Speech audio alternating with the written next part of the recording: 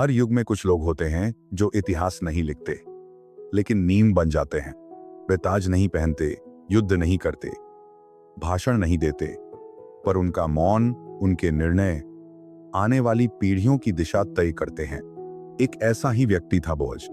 वह खेतों में चलता था, पर उसकी आत्मा आकाश की ओर देखती थी। उसने बस एक काम किया, सही को चुना, तब भी जब किसी ने उम्मीद नहीं की थी। और यही चयन एक वंश को पुनर्जीवित कर गया और मसीह तक पहुंचा। अगर यह कहानी आपके दिल को छूती है तो इस वीडियो को लाइक करें, हमारे चैनल को सब्सक्राइब करें और घंटी को दबाएं ताकि आप एक भी अध्याय न चूकें। हम यहाँ ऐसी कहानियां सुनाते हैं जो आत्मा को स्पर्श करती हैं और आपको ईश्वर की योजनाओं की गहराई दिखाती हैं। इजराइल के उन दिनों की बात है जब न कोई राजा था, न कोई मार्गदर्शक। हर कोई अपनी मर्जी से चलता था और सत्य को कोई पूछने वाला न था। न्याय दुर्लभ हो गया था और पवित्रता लगभग खो चुकी थी। धर्म और व्यवस्था बस शब्द बन चुके थे और परमेश्वर का मार्गदर्शन जैसे धुंधला हो चला था। ऐसे समय में एक छोटा नगर था, बेतलेहम। वहां शोर नहीं था, नहीं विशेष कुछ। खेतों में फसलें उगती थीं, लोग अपने अपने काम में व्यस्त थे और भविष्य को लेकर किसी के मन में कोई स्पष्टता नहीं थी। लेकिन परमेश्वर अक्सर उन्हीं जगहों पर लिखता है जहां मानव उम्मीदें मर चुकी होती हैं। बेतलेहम में एक व्यक्ति जन्मा, बोअज। उसका नाम शक्ति था, लेकिन वह शक्ति तलवार की नहीं थी। वह एक ऐसी दृढ़ता थी जो चुपचाप खड़ी रहती है, बिना किसी दिखावे के, बिना पुरस्कार की लालसा के। वह कोई योद्धा नहीं था, न किसी राजनीतिक घराने से, फिर भी उसकी आत्मा स्थिर थी, जैसे कोई चट्टान जो आंधियों में भी नहीं हिलती। बोअज के जन्म का कोई बड़ा शोर नहीं हुआ था, लेकिन उसकी वंशावली स्वयं में अद्भुत थी। उसका पिता सलमोन था और माता रहाब। हाँ, वही रहाब जो यरीहो में रहती थी और जिसने इस्राएलियों के गुप्तचर छिपाए थे। एक विदेशी स्त्री जिसने खतरे में ईश्वर पर विश्वास किया, वही उसकी मां थी। बोअज उस विश्वास की संतान था जो दीवारों के भीतर नहीं, बल्कि हृदय की गहराइयों में बोया गया था। बचपन से ही बोअज कुछ अलग था। वह अधिक नहीं बोलता, लेकिन जब बोलता तो शब्दों में वजन होता। लोग उसे किसान कहते, पर जो उसे जानते थे वे कहते, वह खेत नहीं चलाता, वह खुद को संभालता है। बोअज धीरे धीरे बड़ा हुआ और उसके खेत भी, परंतु उसके जीवन का उद्देश्य सिर्फ अनाज उगाना नहीं था। उसकी आत्मा ऐसी थी जो न्याय को देख सकती थी, वहां भी जहां लोग सिर्फ लाभ देखते हैं। एक दिन जब गर्मी अपने चरम पर थी और मजदूर खेतों में अपने कार्य में व्यस्त थे, बोअज दूर से अपने लोगों पर नजर रख रहा था। उसके लिए यह दिन किसी और दिन जैसा ही था, लेकिन परमेश्वर की योजनाएं साधारण दिनों में भी असाधारण होती हैं। उसने देखा एक स्त्री झुकी हुई, चुपचाप बालें बीन रही थी। उसकी चाल में थकान थी, पर हार नहीं। उसके हाथ खुरदरे थे, पर कोमलता भी थी। उसकी आंखें मीन पर थी, जैसे वह सिर्फ अन्न नहीं बल्कि कोई अर्थ खोज रही हो। बोअज ने अपने एक सेवक से पूछा, यह कौन है? सेवक ने उत्तर दिया, यह रूथ है, मोआब से आई है, वही जो अपनी सास नाओमी के साथ लौटी है। पति खो चुकी है, पर उस स्त्री को नहीं छोड़ा जिससे उसका कोई लाभ नहीं। बोअज चुप रहा, लेकिन उसके भीतर कुछ हिला। उसने स्त्री को देखा जिसने सब कुछ त्याग कर सिर्फ निष्ठा को चुना था। न कोई स्वार्थ, न कोई सुरक्षा, बस साथ, बस सेवा। बोअज उसके पास गया, न किसी अधिकार की भावना से, न उपकार के घमंड से, वह बस इंसानियत से भरा था। उसने रूथ से कहा, डरो मत, यहीं मेरे खेत में बालें बीनती रहो। मैं अपने सेवकों से कह चुका हूं कि कोई तुम्हें न छुए, और जब तुम प्यास लगने लगे तो पानी वहीं से पी लेना जहां से मेरे लोग पीते हैं। रूथ आश्चर्यचकित हो गई। एक विदेशी स्त्री जो इस्राएली नहीं, जिसकी कोई सामाजिक हैसियत नहीं, उससे इस तरह कोई क्यों बोले? उसने सिर झुकाकर कहा, आप जैसे व्यक्ति ने मुझ पर कृपा क्यों की? मैं तो आपकी दासी भी नहीं। बोअज ने उत्तर दिया, मैंने सब कुछ सुना है। तुमने अपने परिवार, अपने देश, अपने देवताओं को छोड़ दिया और उस स्त्री का साथ दिया जिसे सबने छोड़ दिया। ऐसा साहस कोई सामान्य नहीं करता, यह आशीष योग्य है। उस दिन रूथ ने अधिक अनाज बीन लिया जितना किसी विधवा ने बेतलेहम के खेतों में कभी बीन पाया होगा, लेकिन उससे भी अधिक वह एक दृष्टि पाकर लौटी थी। एक ऐसी दृष्टि जिसने उसे पराई नहीं माना। शाम को जब वह नाओमी के पास लौटी, उसकी आंखों में आंसू थे, थकावट से नहीं, कृतज्ञता से। और उस दिन खेत में सिर्फ बालें नहीं गिरी थी, कोई और बीज बोया गया था, एक ऐसा बीज जो आने वाली पीढ़ियों में फल देगा। बेतलेहम की हवाओं में धीरे धीरे परिवर्तन की गंध थी। रूथ, जो अब कई दिनों से बोअज के खेतों में बालें बीन रही थी, महसूस कर रही थी कि यह सिर्फ दया नहीं थी, उसके साथ कुछ और हो रहा था। बोअज का व्यवहार, उसकी चुपचाप देखभाल, बिना शब्दों के सहारा देना, यह सब कुछ सामान्य नहीं था। नाओमी, जो अनुभव की सागर थी, यह सब देख रही थी। वह जानती थी कि बोअज केवल एक भला व्यक्ति नहीं, वह उनका कुटुंबी उद्धारकर्ता भी था। इस्राएल की प्राचीन व्यवस्था में यदि कोई स्त्री विधवा हो जाती और संतान न हो, तो उसके पति का निकट संबंधी उसे विवाह के द्वारा सम्मान और भविष्य देता था। यह अनिवार्य नहीं था, यह सेवा और विश्वास का कार्य था। पर बोअज ऐसा पुरुष था जो स्वार्थ से नहीं, दायित्व से चलता था। नाओमी ने रूथ से कहा, बेटी, अब तेरा विश्राम सुनिश्चित होना चाहिए, और मैं जानती हूं वह व्यक्ति तुझे ठुकराएगा नहीं। उसने उसे योजना बताई। आज रात बोअज अपनी गेहूं की गहाई के बाद खलिहान में रहेगा।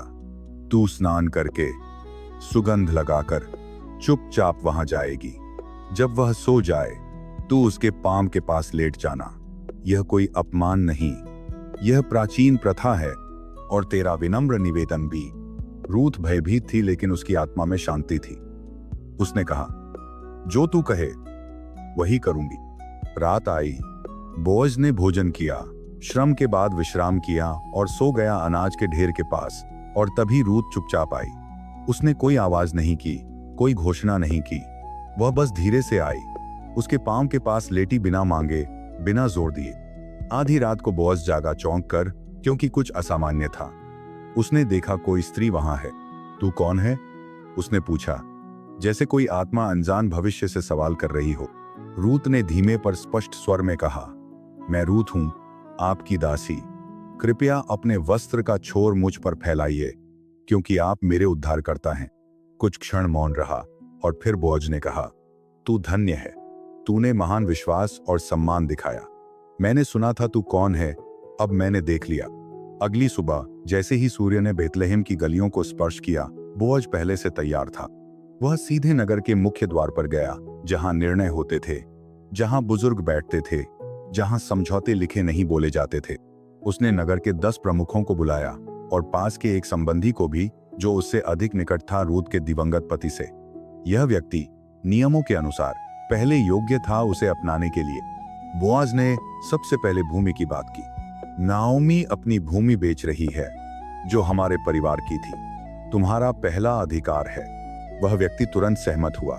हाँ, मैं वह जमीन खरीद लूंगा। बोअज रुका नहीं। उसने कहा, ठीक है, लेकिन याद रखो, उस भूमि के साथ रूथ, विधवा मोआबिन, भी आती है। तुम्हें उससे विवाह करना होगा और उसका वंश बढ़ाना होगा। अब वह व्यक्ति पीछे हट गया। नहीं, यह मेरी संपत्ति को बिगाड़ेगा। मैं यह कार्य नहीं कर सकता। तुम इसे लो। और तभी परमेश्वर की योजना पूरी हुई। बोअज ने लोगों की उपस्थिति में घोषणा की, आज तुम सब साक्षी हो, मैं रूथ को अपनी पत्नी बनाता हूं। मैं उसकी मर्यादा लौटाऊंगा और उस वंश को फिर से जीवित करूंगा जो मरा हुआ माना गया था। नगर के बुजुर्गों ने कहा, तेरा घर राहेल और लिया की भांति हो, जिन्होंने इस्राएल का निर्माण किया। तेरा नाम बेतलेहम में प्रसिद्ध हो, और यह स्त्री जो तेरे घर में आ रही है, उससे वंश उत्पन्न हो जो पीढ़ियों तक यशस्वी हो। उस दिन केवल एक विवाह नहीं हुआ, एक राजवंश की जड़ें रखी गईं। जो निर्णय खेतों के सन्नाटे में शुरू हुआ था, वह नगर के द्वार पर वचन बन गया। बोअज और रूथ का विवाह बेतलेहम में हुआ, न शाही समारोह, न नगर के ढोल नगाड़े, पर जो कुछ वहां हुआ वह न तो साधारण था, न अस्थायी। वह एक वादा था, 2 हृदयों के बीच और एक आत्मा के साथ परमेश्वर के बीच। रूथ अब केवल एक परदेसी स्त्री नहीं थी, वह बोअज के घर की स्वीकृत गृहिणी, एक परिवार की पुनर्स्थापना और एक छाया से निकली हुई स्त्री थी, जिसे अब अपना नाम, अपना स्थान और अपना भविष्य मिल चुका था। विवाह के कुछ ही महीनों बाद यह घोषित हुआ कि रूथ गर्भवती थी। बोअज ने जब यह सुना तो उसने न कोई आवाज की, न भीड़ जुटाई। वह खेत में ही बैठा रहा और चुपचाप ऊपर की ओर देखा, क्योंकि वह जानता था यह केवल संतान नहीं, एक उत्तर था। एक उत्तर उस वचन का जो कभी नाओमी ने विलाप में खो दिया था। वह दिन जब संतान का जन्म हुआ, बेतलेहम की स्त्रियां इकट्ठा हो गईं। उन्होंने रूत को घेर लिया, जो अब न विधवा थी न परदेशिन, और उसके बच्चे को अपनी बाहों में उठाकर नाओमी की ओर देखा। देख नाओमी, वे कहती, जिसे तूने कहा था कि मैं खाली लौटी हूं, तेरे लिए एक उद्धारकर्ता आया है। यह पुत्र जो तुझसे नहीं फिर भी तेरे भीतर से निकला है, यह तेरी आशा का उत्तर है। बच्चे का नाम रखा गया ओबेद, जिसका अर्थ है सेवक। ओबेद जो धरती की हलचल में नहीं पर आकाश की योजना में रखा गया एक मोती था। वह अब सिर्फ एक पुत्र नहीं था, वह एक सेतु था। उसका हृदय अभी धड़कना ही सीख रहा था, पर उसमें एक भविष्य गूंज रहा था जिसे समय भी चुपचाप सुन रहा था। बोअज ने अपने हाथों से अपने बेटे को उठाया, उन हाथों से जिनसे उसने कभी फसल काटी थी। अब वह एक उत्तर को पकड़े था, और उस क्षण में उसने कुछ नहीं कहा, लेकिन उसकी चुप्पी बोल उठी। एक वंश जो टूटा हुआ था, मिटा हुआ था, फिर से सांस ले रहा था। ओबेद बड़ा हुआ खेतों के बीच, जहां न्याय की शिक्षा वाणी से नहीं दृष्टि से दी जाती थी। बोअज उसके पीछे चलता, उसे बताता नहीं बल्कि उसे जीकर दिखाता कि कैसे एक पुरुष अपने परिवार का भार उठाता है, कैसे एक निर्णय व्यक्ति को इतिहास से जोड़ देता है। ओबेद को कभी यह नहीं बताया गया कि वह विशेष है, उसे केवल सिखाया गया कि वह उत्तरदायी है। वर्षों बाद ओबेद स्वयं पिता बना। उसके पुत्र का नाम रखा गया यिशै, और यिशै उसी मिट्टी में बड़ा हुआ जहां उसके दादा ने वचन निभाया था। यिशै भी एक साधारण व्यक्ति था। उसके पास कोई सैनिक टुकड़ी नहीं थी, न कोई शाही सिंहासन, लेकिन उसके घर में बहुत से पुत्र थे, और उनमें एक सबसे छोटा, सबसे कमोर समझा जाने वाला भेड़ों का रखवाला भविष्य के गर्जन की चुप्पी था। उसका नाम था दाऊद। लेकिन वह कहानी आगे है। बोअज अब वृद्ध हो चला था। वह नगर के द्वार पर बैठता जहां कभी उसने अपना वचन दिया था। वही स्थान अब उसकी स्मृतियों का मंदिर बन चुका था। वह ओबेद को देखता खेतों में चलते हुए, और कभी कभी यिशै को भी, जब वह खेलते खेलते अपनी मां से कहानियां सुनता। बोआज अब उतना बोलता नहीं था, पर जो देखता वह उसे संतोष देता, क्योंकि वह जानता था कोई विरासत संपत्ति नहीं होती। विरासत होती है वे निर्णय जो वक्त के बाद भी जीवित रहते हैं। बोअज को कभी यह नहीं बताया गया कि वह किसी राजा का पूर्वज बनेगा। उसे बस इतना पता था, उस दिन जब उसने एक विधवा को अपनाया था, उसने किसी नियम का पालन नहीं किया था, उसने किसी संस्कृति का नाम नहीं बढ़ाया था। उसने बस एक बात की थी जो ठीक था, वही चुना था। और यही सबसे बड़ा चुनाव होता है। जब वह अंत के पास पहुंचा, उसने ओबेद को बुलाया। वह उसके पास बैठा और उसके हाथ में अपनी पुरानी लकड़ी की छड़ी रख दी जो खेतों में साथ चली थी। यह सिर्फ लकड़ी नहीं, उसने कहा, यह उस रास्ते का स्मारक है जो मैं बिना देखे चला, अब तू देख सकेगा। और फिर बोअज ने आंखें बंद कर लीं, जैसे कोई कार्य पूरा करके विश्राम करता है। उसी क्षण ऊपर कहीं वंशावली की एक नई शाखा अंकित हुई। सालमोन, बोअज, ओबेद, यिशै, और वह नाम जो कभी सिर्फ एक खेत के मालिक का था, अब एक भविष्य की जड़ बन चुका था, जिस पर मसीह का वंश खड़ा होगा। समय बीतता गया। ओबेद ने अपने जीवन की कहानियां अपने पुत्र यिशै को सौंपी, और यिशै ने उन कहानियों को अपने पुत्रों को। बोअज की मृत्यु के बहुत वर्ष बीत गए थे। उसके खेत अब अन्य हाथों में थे, लेकिन उसकी गवाही अब भी जिंदा थी। हर बार जब कोई बूढ़ा किसी युवा को बताता कि एक समय में एक पुराना किसान था जो न्याय से चलता था, तो वे जानते थे कि वह बोअज की बात कर रहा है। लोग भूल जाते हैं महल, सिंहासन, धन, लेकिन वे चरित्र नहीं भूलते। जब भविष्यवक्ता शमूएल यिशै के घर आया, तो वह जानता भी नहीं था कि एक सम्राट को चुनने आया है।